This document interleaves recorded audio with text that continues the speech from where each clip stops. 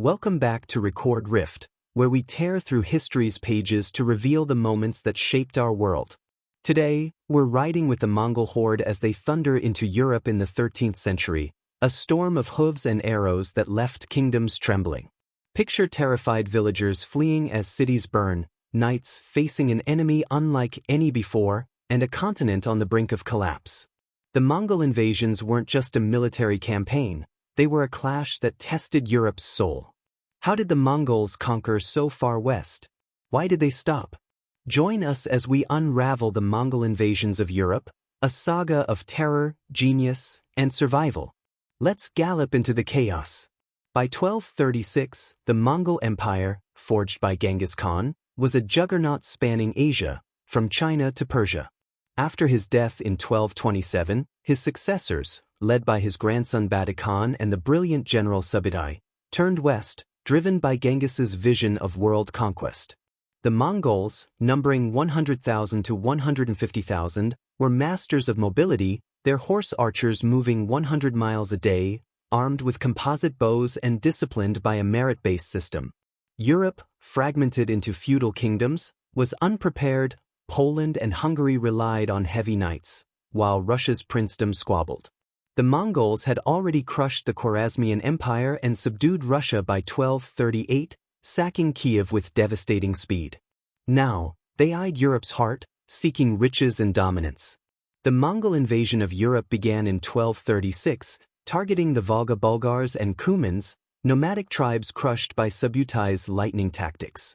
By 1240, the Mongols swept into Russia, leaving cities like Ryazan in ashes, their populations massacred or enslaved. In 1241, Batu and Subutai launched a two-pronged assault. One army struck Poland, the other Hungary.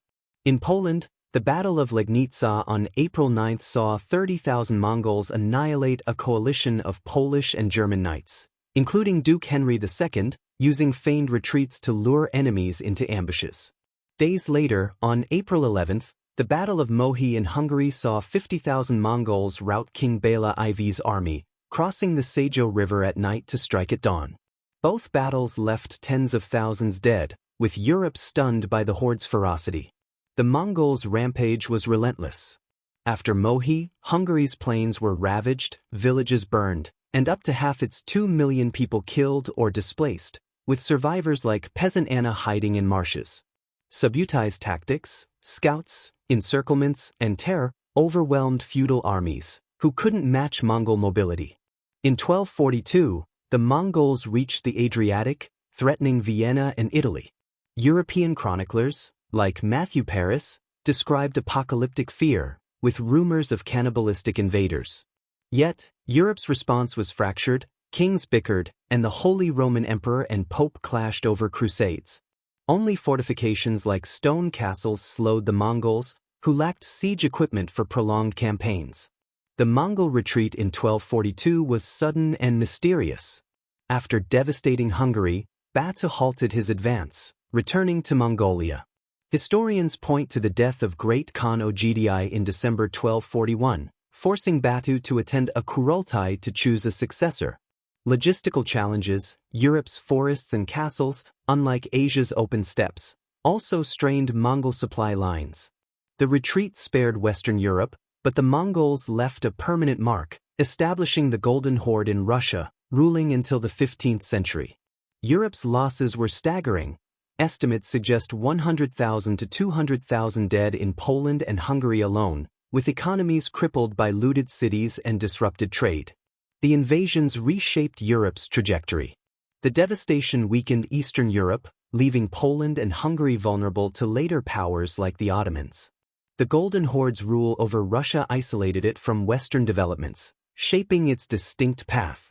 The Mongols' terror tactics, like catapulting plague-ridden corpses, foreshadowed biological warfare, notably during the 1346 siege of Kaffa, linked to the Black Death spread. Yet, their conquests opened trade routes, bringing silk and gunpowder to Europe via the Pax Mongolica.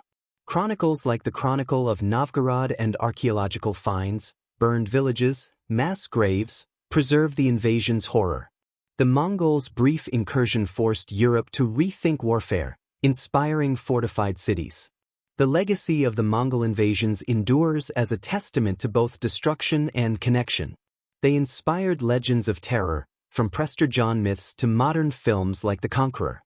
Sites like Mohi's battlefield and Russia's ruined churches draw historians, while Mongol artifacts, bows, armor, fill museums.